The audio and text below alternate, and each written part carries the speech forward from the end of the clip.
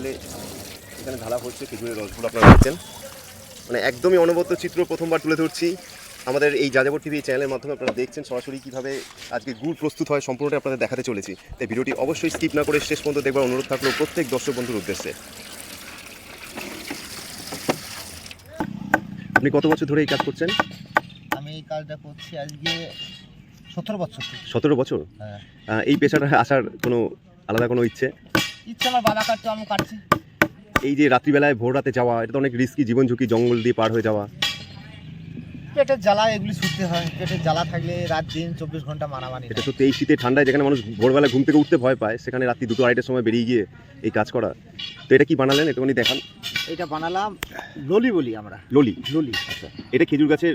এটা খেজুর গাছে লাগিয়ে দিয়ে যখনই গাছটা কাটবো রসটা এইটা দিয়ে বাইরাবে। আচ্ছা, এটা দিয়ে পড়বে। এটা দিয়ে পড়বে, এইটা দ্বারাই হাড়িতে যাবে। আচ্ছা, বেশ সুন্দর ডিজাইনটা হয়েছে। খুব তাড়াতাড়ি তো বানিয়ে ফেললেন। এটা দ্বারাতেই সব হাড়িতে রসটা।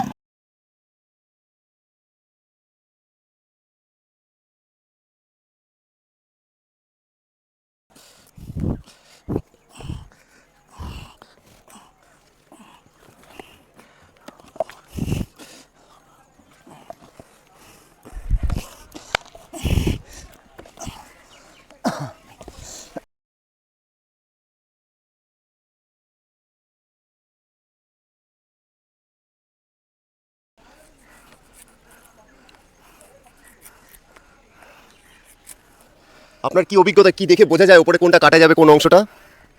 আমরা এটা দেখে বুঝতে পারি এই পরিমাণে গাছটা কাটলে রসটা ঠিকভাবে হবে।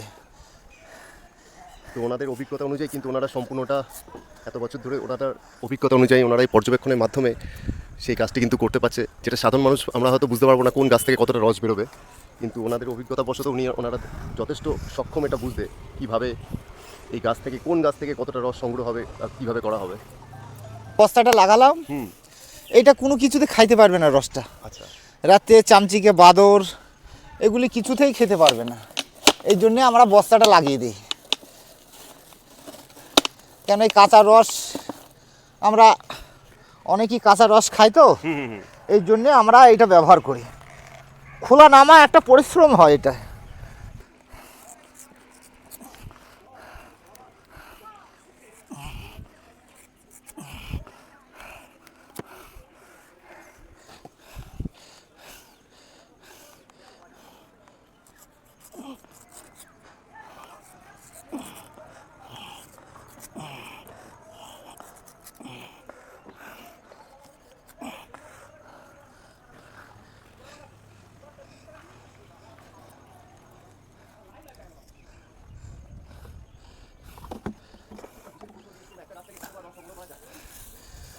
একটা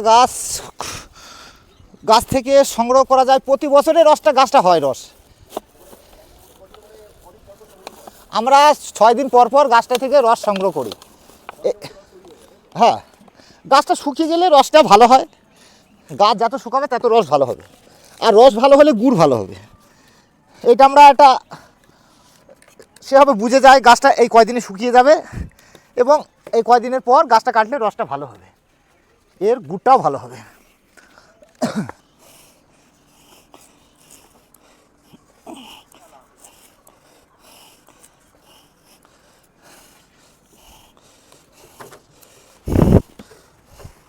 কতটা খেজুরের রস হবে এক একটা বয়ামে? ওই 7 লিটার করে। 7 লিটার করে হবে। এটা মানে কতটা খেজুরের রস জাল দেওয়ার পর কি পরিমাণে এসে দাঁড়ায়, একটু বলা যাবে অনুমানটা? এইটা রস আছে তোমার ওই 3 কিলোর মতন গুড় আর কি ইয়ে হবে। মানে এই যে দুটো এই বয়াম মিলে যা হবে 3 কিলো মতো গুড় হবে। কতক্ষণ সময় লাগবে? আধা ঘন্টা 1 ঘন্টার মতন। আধা ঘন্টা 1 ঘন্টা সময় লাগবে এটার মধ্যে তৈরি হবে, তাই তো? এইটার মতন তৈরি হবে। আপনার সামনে তুলে ধরবো প্রসেসটা। দেখুন এখানে এটাকে কি বলে এই জিনিসটা? এটাকে বলে টে। কতজনা টে বলে, টিন বলে গুড়ের। আচ্ছা, তো এটার মধ্যে কি তেল দেওয়া হবে? না, এই রসগুলো আবার ঢালা হবে। রসগুলোর মধ্যে ডিরেক্টলি ঢেলে দেওয়া হবে। তো দেখছেন বেশ সুন্দরভাবে কিন্তু এখানে মাটির উনুনের মধ্যে কিন্তু টেটা লাগানো হয়েছে।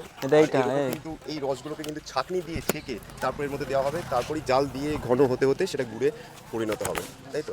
বিশেষ চিত্র তুলে ধরছি আপনাদের সামনে। দেখুন কীভাবে ছাঁকনি দিয়ে কিন্তু ঢেলে এখানে ঢালা হচ্ছে খেজুরের রসগুলো, আপনারা দেখছেন।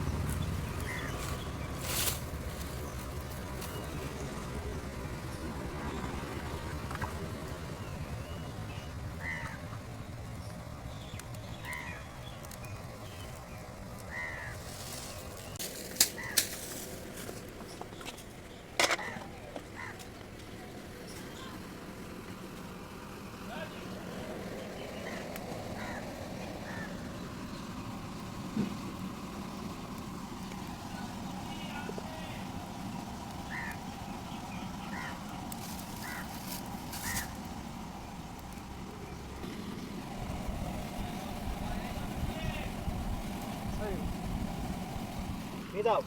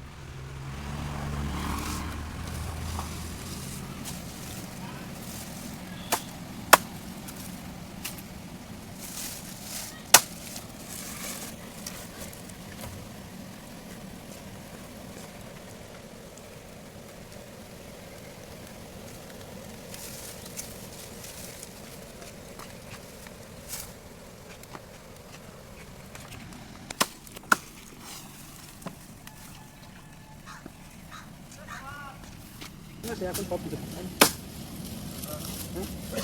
মানে যখন পয়সা খাই তখন কিছু পাই আর এখন মানে পয়সা নেই, এখন পাই দিতে পারে।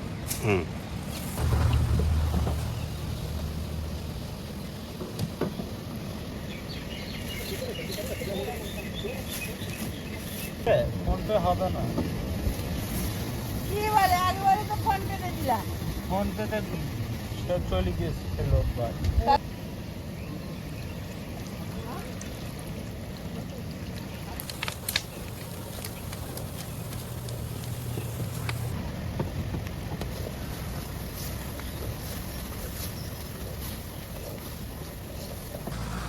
আবার আগেবারে বললাম না নিয়ে গেছি রাস্তাতে সব ভুলে গেছে। কি অবস্থা রাস্তার মধ্যে অনেক অবস্থা। আরে ওটা খারাপ বল দেওয়া হয়েছে, তাই না? ওটা খারাপ বল দেওয়া হয়েছে। খারাপ না আমি বন্ধ করে গেছে যাচ্ছে কাছে নিয়ে ভালো কর, কখনোই যাবে না সুস্থ ভাবে। আমরা কারবার করি বলে আমরা রেখে দিও না, বোতল ভালো থাকলে নিতাম না, কোনো ঠিক আছে। কিছু করলে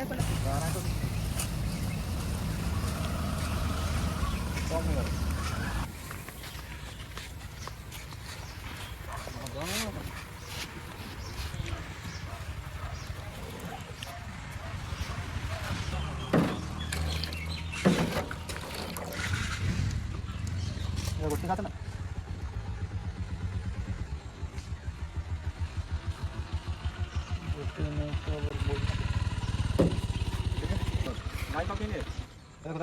ঠিক আছে, এখন তো ঠিক আছে।